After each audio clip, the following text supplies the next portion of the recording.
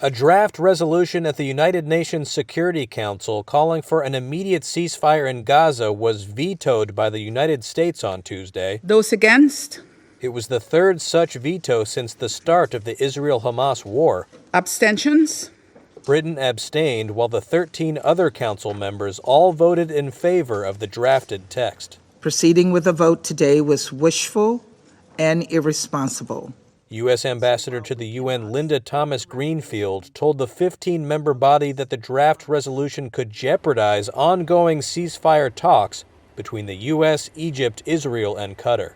We believe that the resolution on the table right now would, in fact, negatively impact those negotiations.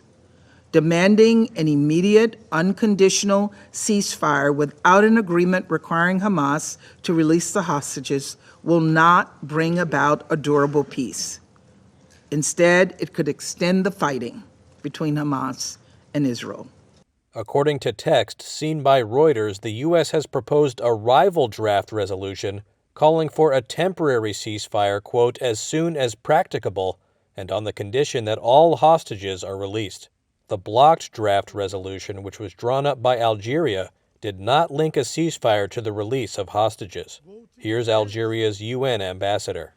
Voting against it implies an endorsement of the brutal violence. Israel's UN ambassador said the word ceasefire was being mentioned as if it was, quote, a magical solution. What exactly will this silver bullet ceasefire achieve?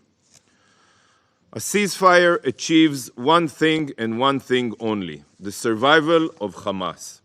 Palestine's UN ambassador said blocking the Algerian drafted resolution would mean more horrors in a war that health authorities in Gaza say has killed nearly 29,000 Palestinians.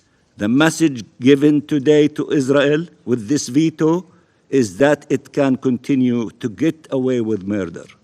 Outside the UN headquarters in New York, protesters called on the U.S. to back the resolution. Washington traditionally shields Israel from UN action and has been averse to the word ceasefire in any resolution. But the draft resolution it proposed could signal a shift, as the U.S. text echoes language that President Joe Biden said he used last week in extensive talks with Israel Prime Minister Benjamin Netanyahu, in which he pushed for a temporary ceasefire.